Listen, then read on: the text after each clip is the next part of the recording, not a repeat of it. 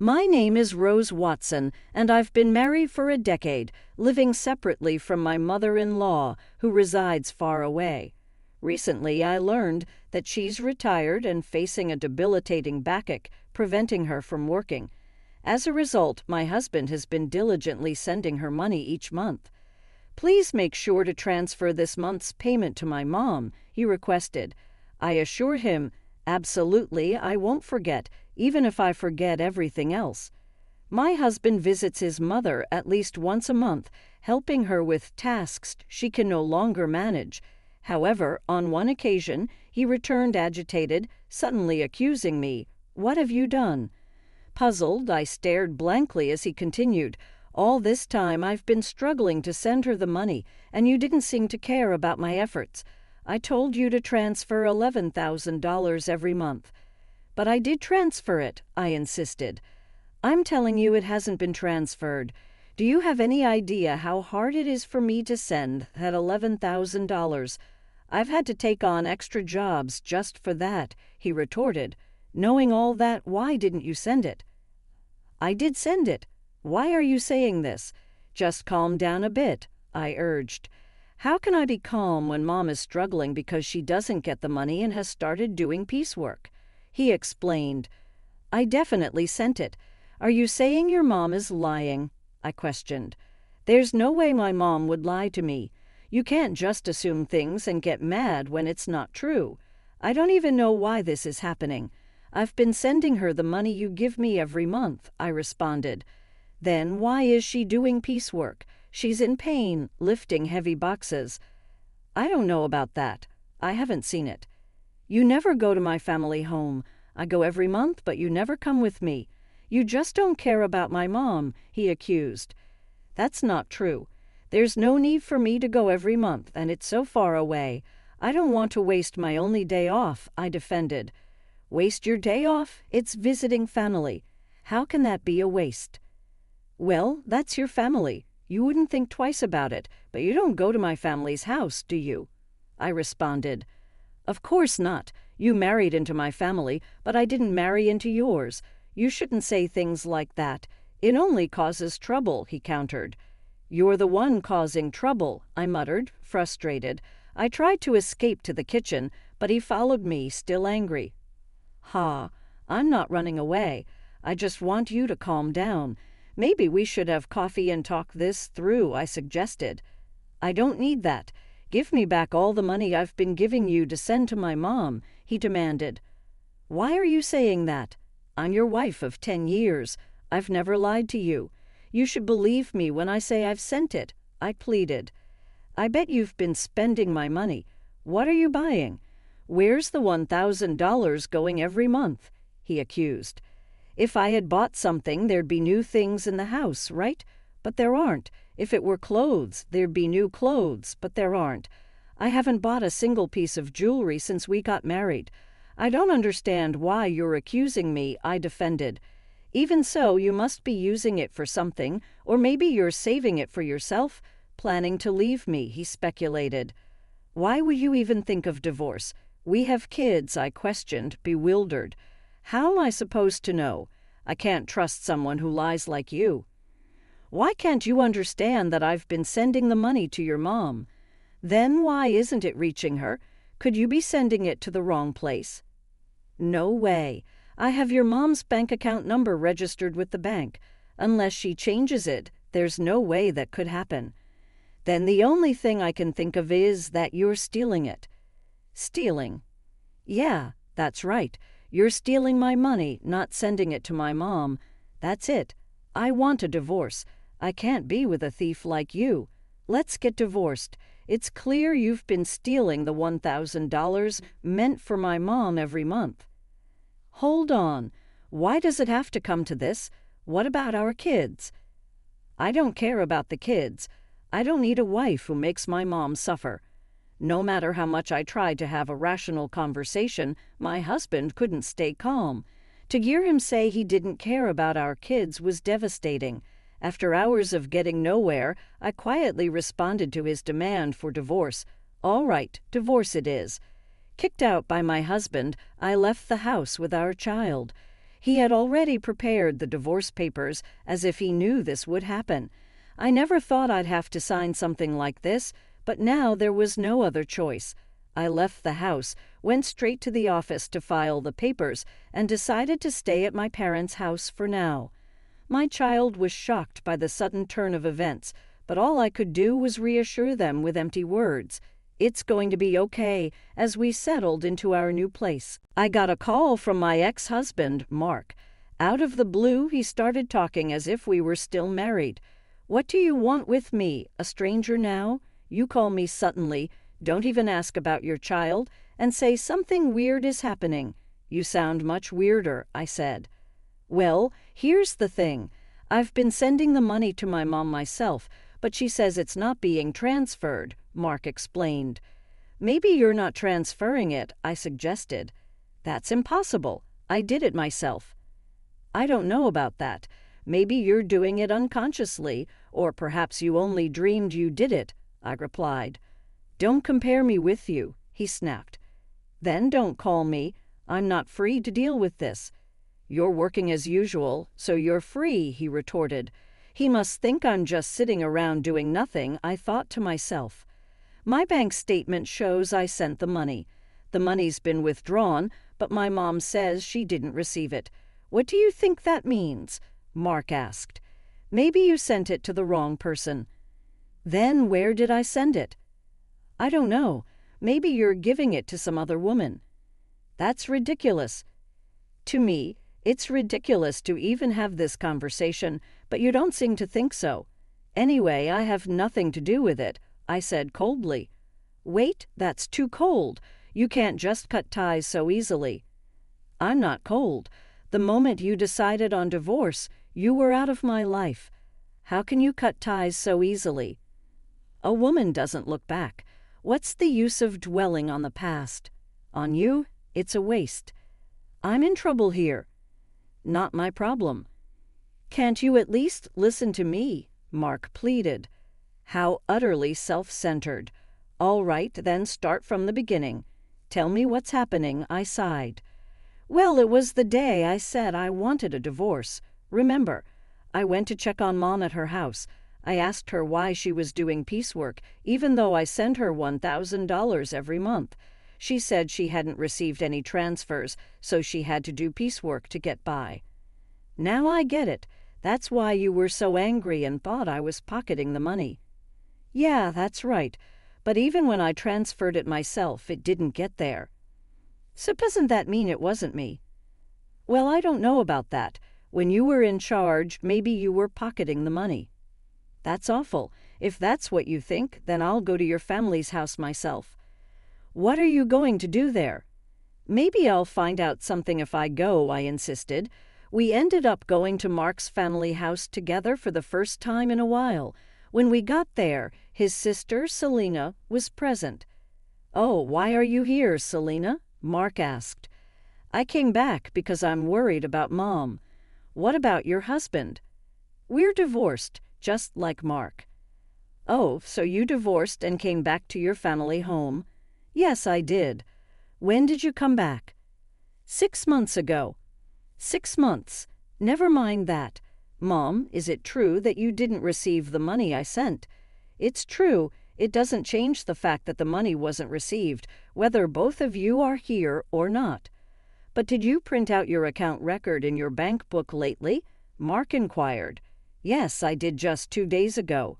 "Can I see the bank book?" "Sure." "You can't show that. Why would you show a bank book to someone else? You're a stranger now," Selena interrupted. "But we can't know if the money really wasn't deposited unless we check." "You don't need to see it."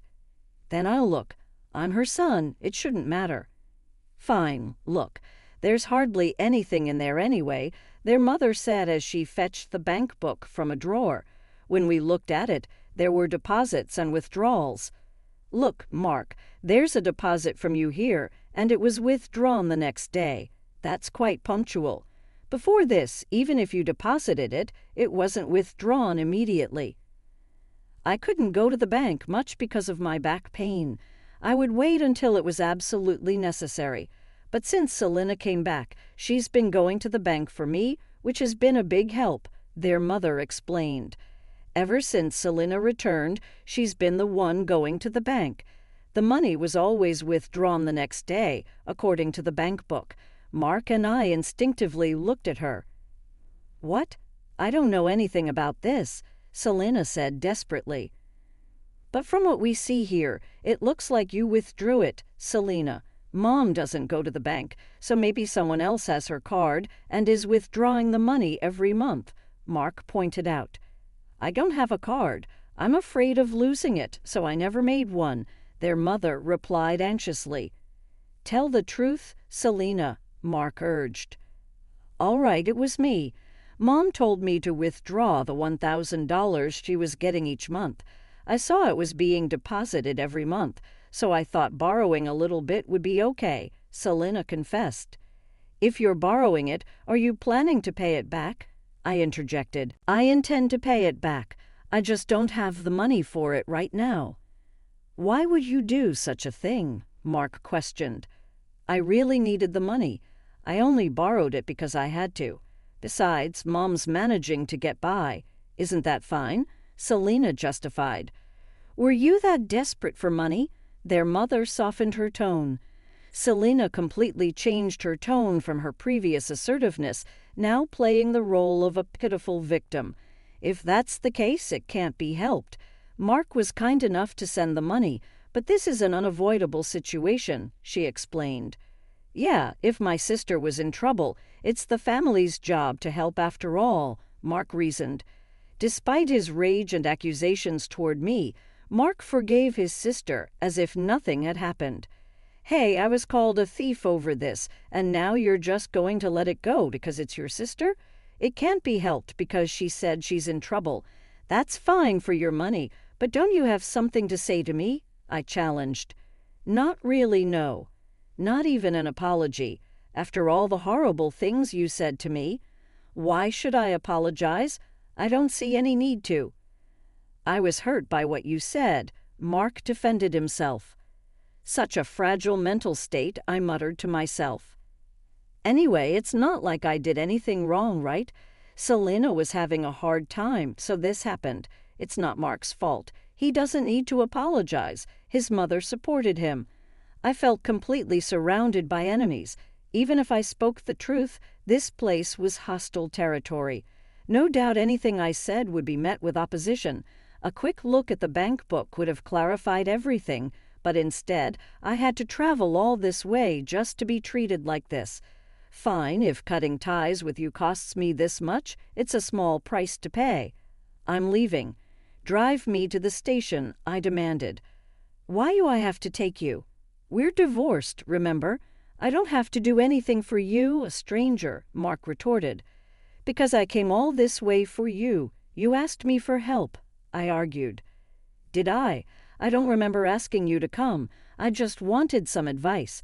You came here on your own. You can leave on your own too," Mark snapped. "That's right, you're not a couple anymore. Why should he take you? It makes sense for a husband, but not for a stranger," his mother added. "What a group. No thank you or sorry for solving the issue. After spending 10 years with such a man, it felt like such a waste of time. Fine, I'll take a taxi.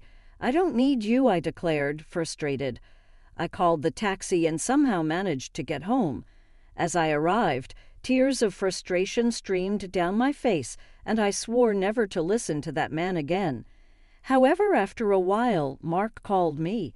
Maybe he had changed his mind and was about to apologize for what happened.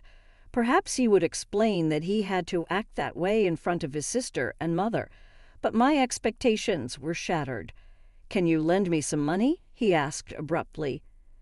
"Shouldn't you say something to me first?" "Oh, long time no see," I replied. "That's not what I mean. You're being troublesome, you know. It's not normal to ask for money without even apologizing first." "That's not true. We were a married couple after all. You could say we were a united fate." "That's not the case anymore. The day we split up, our united fate dissolved." "I still think we're a united fate, though," Mark insisted. He kept saying whatever he wanted. So lend me some money, will you?" "Why?" "The truth is, I found out Selena has a huge debt." "Wait, it's been quite a while since that day. Didn't you ask her what she spent the money on?" "I couldn't ask her that. It would have been too pitiful. Money is a delicate subject. Maybe her ex-husband had something to do with it, or there might be some other reason." "Sure, there must be some reason, but you should have asked about it for the future, right? I trusted her because we're family, and yet there was no trust for me at all." "Well, I've known Selena way longer than I've known you." "Yeah, since you were born. That's why you trusted her." "I thought everything would be fine, but in the end, it wasn't." "So what happened?" "It turns out she had a huge debt, and the $1,000 a month wasn't enough." "How much does she need?" "She wants to repay it all at once. It's true that paying it off in one go would save on interest, but I don't have that kind of savings." "So why did you contact me?" "Because you said you had a good amount of savings when we were in the car going to your parents' house." I remembered being insulted by him, saying I must be struggling without money since our divorce, and that I would have stolen the money if he had continued to ask me to make the transfers. Angered by his belittling words and the assumption that I couldn't survive on a part-time job, I ended up revealing that I was trading stocks and making a good profit. But would that lead to an ex-wife being asked for a loan? Selena says she's in debt for $30 million. $30 million. Yes, so please lend me the money. It's okay, right? First, why does she have such a huge debt? I was curious, too, so I asked her. It turns out most of it was from shopping, and it's all brand items. She just can't control her desire when she sees them and ends up buying things. She put everything on revolving credit, so the interest adds up, and she keeps buying more every month. Before she knew it, her debt reached $30 million. "She's really careless," I remarked. Mark, laughing off his carelessness, is quite careless himself. She didn't understand how revolving credit works. She thought she could just pay a set amount each month, and eventually it would be paid off. I guess I can understand that feeling. I can't understand it at all. How could she take such a risk? And wasn't this the reason for her divorce? Now she finally realized the interest is piling up, and it's becoming a serious problem, so she came crying to me. But I don't have that kind of money. I told her I couldn't give more than $1,000 a month. Then she suggested borrowing from you." "What? Why me? You said we were strangers, and you didn't even need to drive me to the station." "That's all in the past. The past should be washed away like water under the bridge." "What a selfish and convenient way of thinking. Would anyone accept that?" "So you could afford to lend it, right?" "Well, yes, I do have that much in savings." "Then lend it to me. I just made a lot of money with stocks recently, so you win some, you lose some with stocks, right?" "Yeah, that makes sense. But didn't you say stocks were like gambling?" "Isn't it gambling? You always ridiculed me for playing the stock market, calling it a gamble, right?" "Did I? When you wanted a divorce, you hurried to separate because you said having a wife who gambles on stocks would lead to trouble." "I said that when I didn't know how much you had saved." "So that's why you asked me how much I had that time." "You ridiculed me, but then I mentioned I had savings." "Well, yeah, I didn't expect you to have that much, but I'm glad I inquired."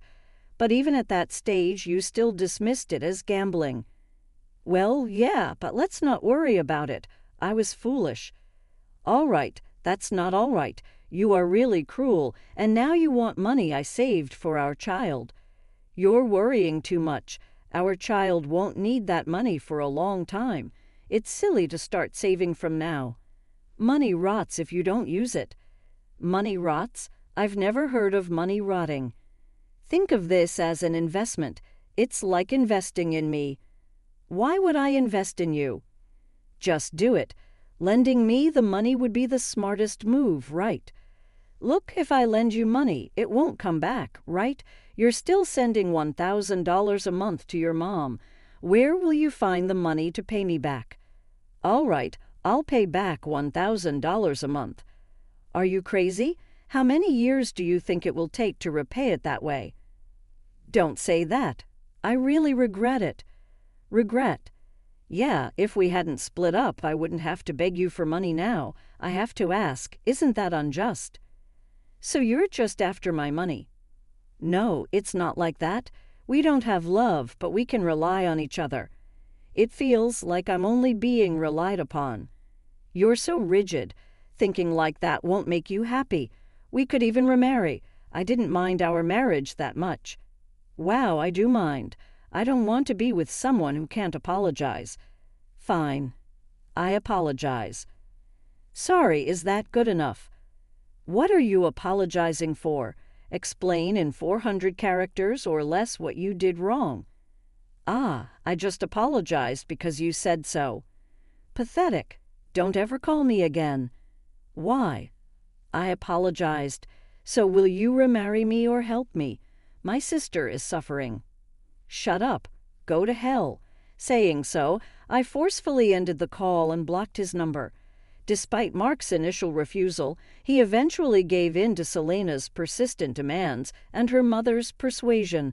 He borrowed money from a consumer finance company to fully repay Selena's debt, hoping she would work and gradually pay it back. However, Selena did not change her spending habits and continued to make purchases on credit, much to Mark's dismay.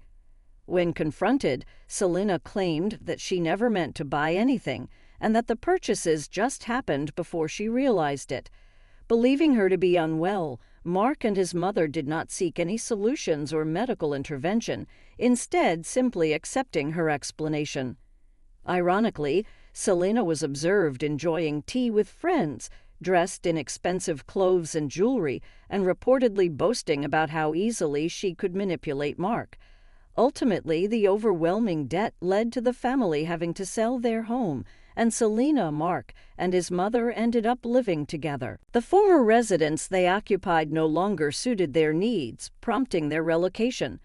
Regrettably, their current circumstances appear challenging, with Selena seemingly the sole content individual. Unaware of this, neither Mark nor his mother grasped the full extent of their situation. In contrast, I have continued to thrive in the stock market, allowing me to maintain a comfortable lifestyle in a spacious apartment with my child.